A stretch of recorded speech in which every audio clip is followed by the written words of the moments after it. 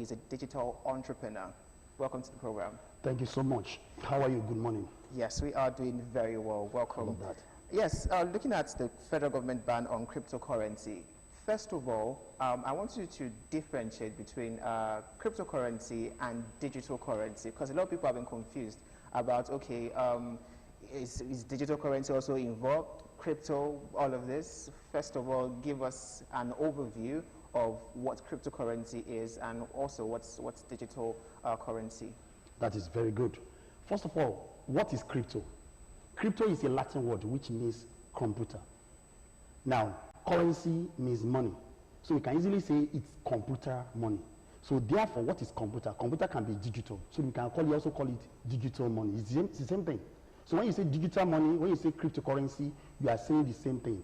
Now, the first means of exchange is trade by barter. That is the first means of exchange. But that one did not last long before another money comes in, and that money is called cowrie shells. That one did not last long too. Before we have another set of money, which is called metals, shingles. People start using it to exchange for buying and selling. That one did not last long too. Before we have the aspect of the fiat currency. And when we say fiat currency, we are really talking about paper money. We are talking of euro, naira, cedis, naira, and pounds. Every currency like that are called fiat currency. Fiat currency did not last long, and it's not going to last long too. Because the next set of money is now called plastic money after fiat currency. And plastic money is the era of ATM card. ATM card is going to be phased out. Whether we like it or not, whether we don't like it or not, the major problem we have in this side of the world is that we major in minor and we minor in major. When you major in minor and you minor in major, you have a problem with your economy. The whole world is tending towards that. You can't just stay aloof. You can't just be different. Over 190 nations or 196 nations of the world are tending towards that. Nigeria or thereabout, Africa cannot stand aloof. No wonder Africa is still in quotes in dark era. Because the whole world, direct or indirect, when you talk of European nations, they are moving at a faster pace. And when they are moving at a faster pace, we have to tend or follow them indirectly. Close mark. Or if we really want to grow. So the next major currency, which we can't do anything about, is called digital money, which I can also call cryptocurrency. Well, Mr. OLAOSEBIKAN, yesterday the IMF, the International Monetary Fund, backed that move from the CBN, and you are saying it's the future. The IMF backing that move. What's the reaction on that? Wait. Until you find a platform whereby you decide your own future yourself, then growth is not imminent. You have to decide your own future yourself. Nigeria as a country on its own is a sovereign state. Indirectly or directly, everything in Nigeria has to be looked intrinsically. Now let's look at it this way.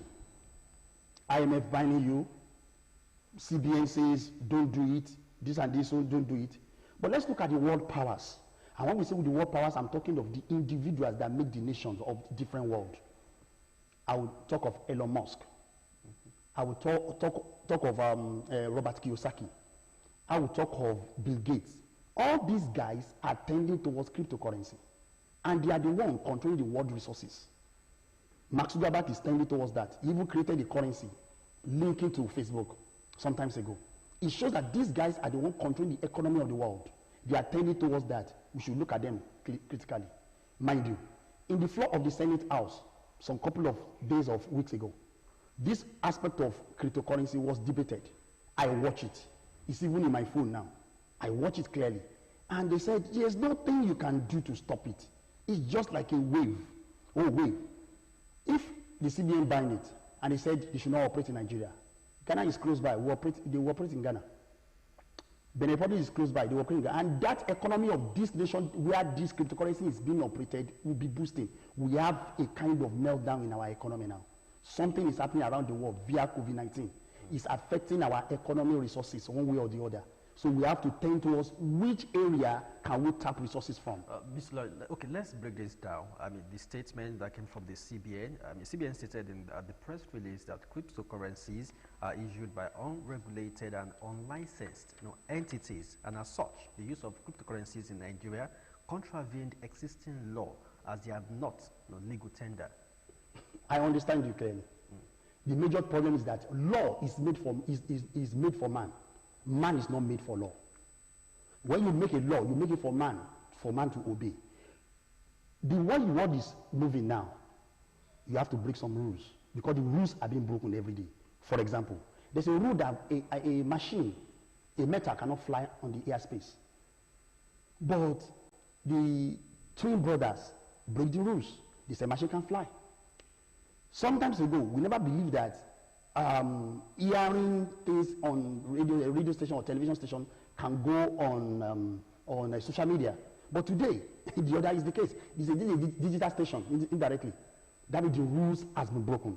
Now, rules are meant to be broken. Wait, if government want to control the economy, control the space, control the resources, control everything, are they also controlling the media? Because media cannot be controlled indirectly now.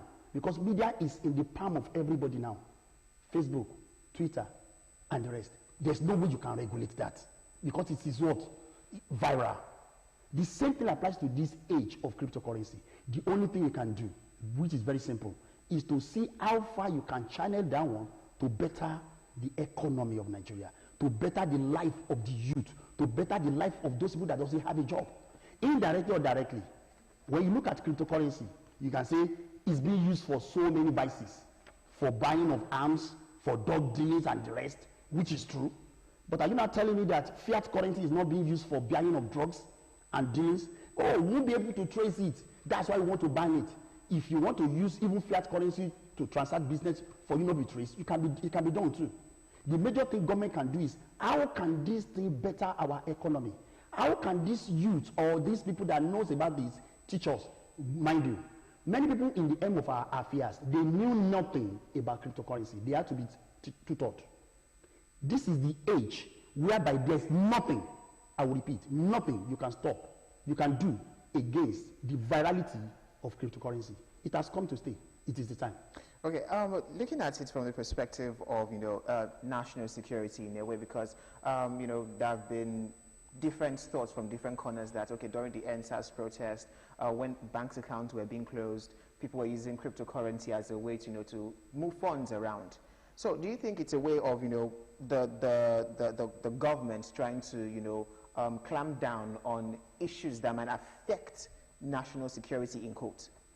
Your question is that if government is using that one to... Do they think that it is making it easy for people that might want to affect the national security to move funds easily? It's relative.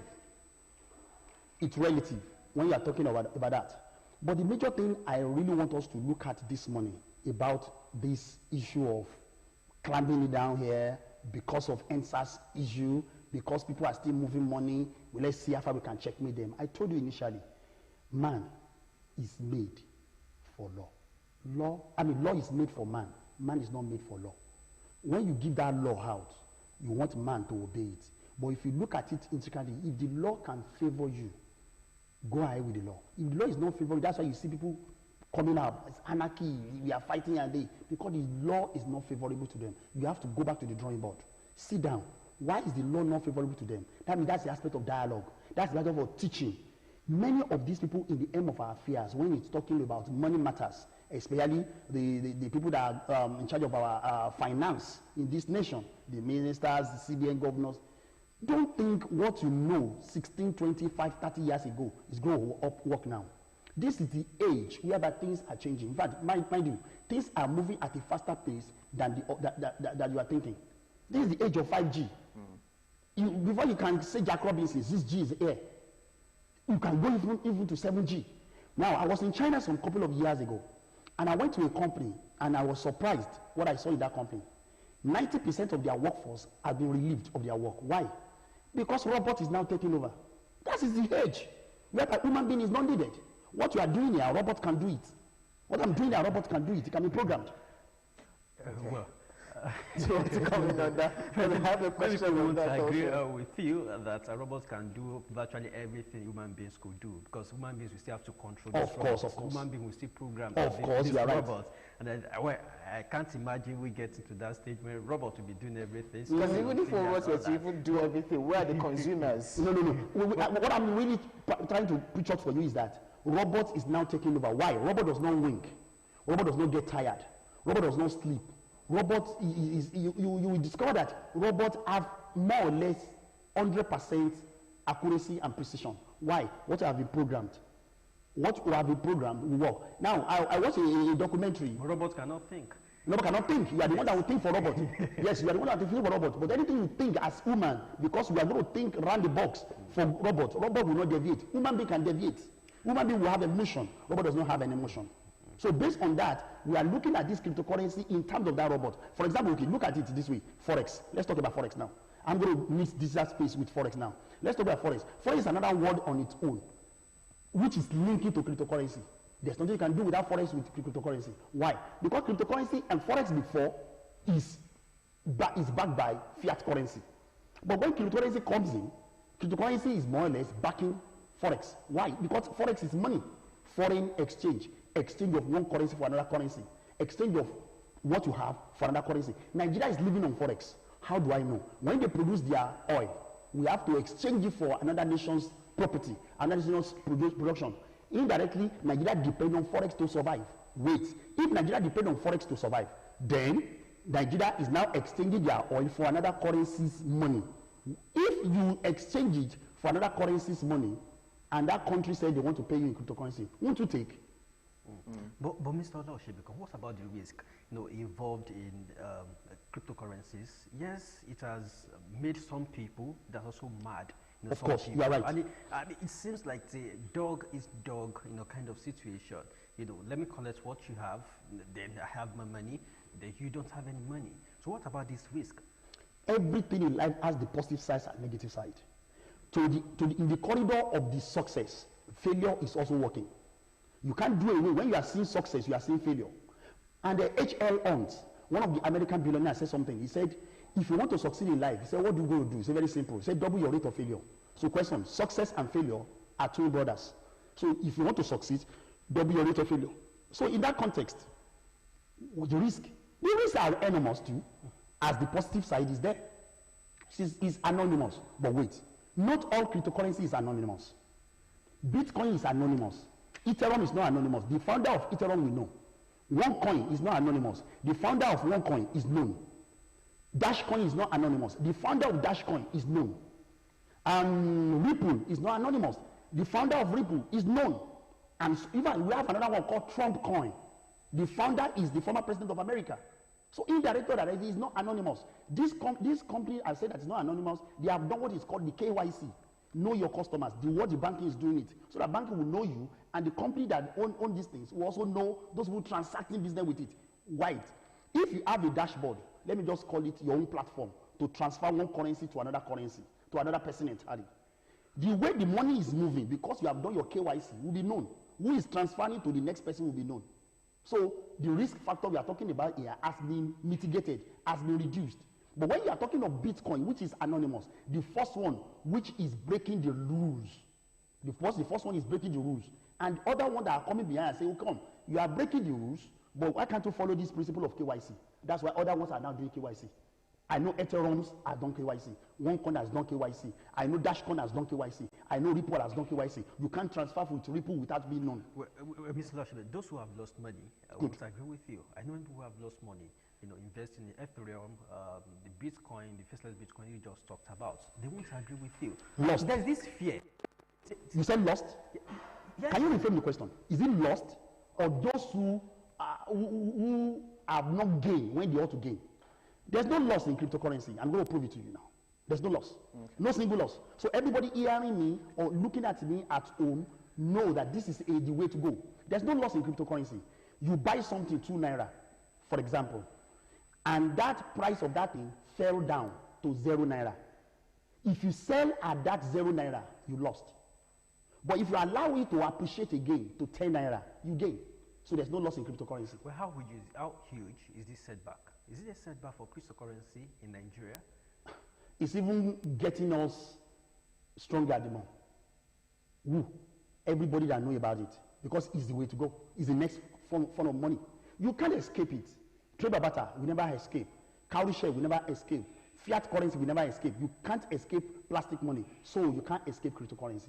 The way you can't escape breathing and the way you can't escape sleeping. You can't escape cryptocurrency. It's the way the world is tending towards. Okay, I want to also talk about this briefly, because one of the issues, the reason why, the main reason why a lot of people have, tend towards cryptocurrencies is because of the issue with Naira. It keeps falling, rising. It has a lot of issues right now, if we want to be sincere.